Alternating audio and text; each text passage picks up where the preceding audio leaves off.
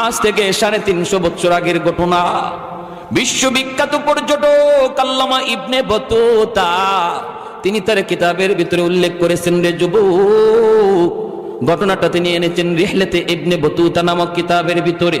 Saudi আরবের একটা জাহাজ এসে মালদ্বীপের সাগরে ডুবে গেল, সবগুলি যাত্রী ডুবে মরে গেল। একজন কোরআনের হাফেজকে আল্লাহ বাঁচায় রাখলেন। কেন আল্লাহ রাখবেন না? কারণ তার সিনায় আল্লাহ তার কালাম আমানত রাখছেন। হাজারো কোটি টাকা পিছনে খরচ কইরা সন্তানকে কোরআনের হাফেজ বানানো যায় না রে, যদি আল্লাহ সিনাকে কবুল না করে। ঠিক না? রিকশাওয়ালার ছেলেও কোরআনের হাফেজ হয়ে যায়, দিনমজুরের একটা ছেলে কোরআনের হাফেজ হয়ে যায়, অল্প টাকাও খরচ করতে পারে না। বোঝা গেল বাহাদুরি করে হাফেজে কোরআন হওয়া যায় না, বাহাদুরি করে মুফতি মুহাদ্দিস হওয়া যায় না, বাহাদুরি করে আলেম হওয়া যায় না। আলেম আল্লাহ যাদেরকে বানাইছেন এদেরকে আল্লাহ নিজের হাতে চয়েস করেছেন, নিজে আল্লাহ নির্বাচন করেছেন। ওই হাফেজে কোরআনকে আল্লাহ পাক কুদরতি ভাবে বাঁচিয়ে দিলেন।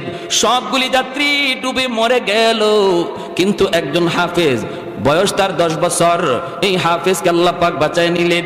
কাঠের উপরে ভাসতেছে, মালদ্বীপের জেলেরা সাগরে নামছে মাছ ধরার জন্য। দেখে একটা ছোট্ট বালক কাঠের মধ্যে ভাসতেছে, এই বালকটারে তারা নৌকায় উঠাইল, উঠে তারা বাজারে তুলল বিক্রি করার জন্য। তখনকার সময় মানুষ বেচাকেনা হইতো, বাজারে তুলছে বিক্রি করবে। চেহারাটা এত সুন্দর, পূর্ণিমার চাঁদের মতো সুন্দর, কারণ তার বাড়ি তো মালদ্বীপ নয়, বাড়িটা হলো আমার নবীর দেশে। আমার নবী, আপনার নবী, রহমতের নবী, মায়ার নবীর দেশের বাচ্চা। চেহারার মধ্যে এত নূর, এত মায়া রে। ওই হাফেজ কোরআনকে তারা তুললো বাজারে বিক্রি করার জন্য। মানুষজন আসে কেনার জন্য, কিন্তু অনেক দাম চায়, অনেক মূল্য চায়। এই মূল্যের কারণে কেউ নিতে পারে না। একজন হিন্দু মহিলা, মালদ্বীপ শহরের সমস্ত মানুষ ছিল তারা মুশরিক, মূর্তি পূজা করত, অগ্নি পূজা করত।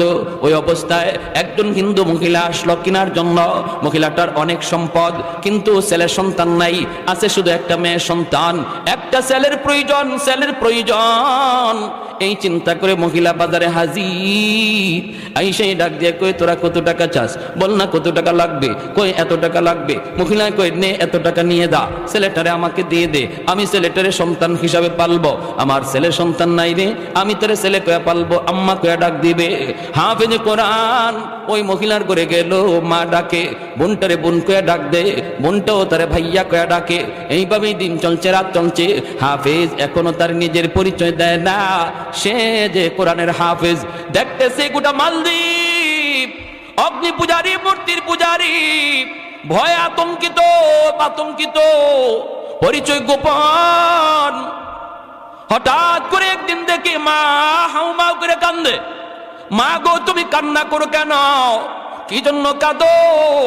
মহিলা কয়ে, বাবা আমি কান্না করি জন্য, মালদ্বীপে প্রতি বছর সিডর হয়, সিডর জলোচ্ছ্বাসের কারণে অনেক মানুষের প্রাণহানি হয় রে বাবা, অনেক মানুষ মারা যায়। নির্ধারিত টাইমে, রাত যখন 12টা বাজে, প্রতি বছর নির্ধারিত তারিখে নির্ধারিত টাইমে মালদ্বীপ থেকে সিডর হয়। এই সিডরের কারণে অনেক মানুষের প্রাণহানি ঘটে। বাদশাহ জ্যোতিষীদেরকে বলেছে, জ্যোতিষী বিদ্যা পরে তোমরা দেখো, একটু বের করো কেন এমন হয়। একই তারিখে একই রাত, রাত 12টার পরে এমন কেন হয়? এমনি ভাবে জ্যোতিষীরা জ্যোতিষী বিদ্যা পড়ে, গণকেরা গণনা করে করে বের করে ফেললো। এটা একটা খবিস জিন্নাত। এই খবিস জিন্নাতে এমনটা করে, এটা জিনের একটা কারসাজি। যদি বাঁচাইতে হয় তাহলে মালদ্বীপের একটা সুন্দরী কুমারী মেয়েকে প্রতি বৎসর সাগরের পারের ওই যে রাম মন্দির, এই রাম মন্দিরে সন্ধ্যাবেলা রেখে দিতে হবে, সকালবেলা তার লাশ আনতে হবে। রাতের বেলা জিন্নাত ওই সুন্দরী মেয়েটাকে খেয়ে ফেলবে, খেয়ে ফেলবে, সকালবেলা তার লাশ পাওয়া যাবে। যদি প্রতি বৎসর একটা সুন্দরী কুমারী মেয়েকে তুমি এরম উৎসর্গ করতে পারো, তাহলে শহর বেঁচে যাবে, মালদ্বীপ বেঁচে যাবে। বাদশাহ এই সিদ্ধান্ত জারি করলো, ক্ষুদ্র স্বার্থের, বৃহৎ স্বার্থের জন্য ক্ষুদ্র স্বার্থের জলাঞ্জলি তালিকা তৈরি করো। মালদ্বীপে কত সুন্দরী কুমারী আছে তালিকা তৈরি করলো। এরে বাবা, তালিকা অনুযায়ী লটারি দেওয়া হয়। এই বছর লটারির মধ্যে আমার একমাত্র মেয়েটার নাম উঠে গেছে। সরকারি ফৌজ আমাকে জানায় দিচ্ছে, সন্ধ্যা হওয়া মাত্রই আমার মেয়েটাকে ধরে নিয়ে যাবে আর ওই মন্দিরে রেখে দিবে, সকালবেলা তার লাশ পাওয়া যাবে। এ বাবা বল বল বল, কেমন করে আমি মা সেটা সইব রে। যেই বাচ্চাটারে এত আদর করে মায়া করে বড় করলাম, চোখের সামনে মেয়েটা আজকে মৃত্যু কোলে ঢলে পড়বে, কেমন করে আমি মা সেটা সইব। এজন্য আমি কাঁদতেছি। হাফেজে কোরআন কয়, মা টেনশন করো না, আমার বোনের কোনো ক্ষতি হতে দিব না।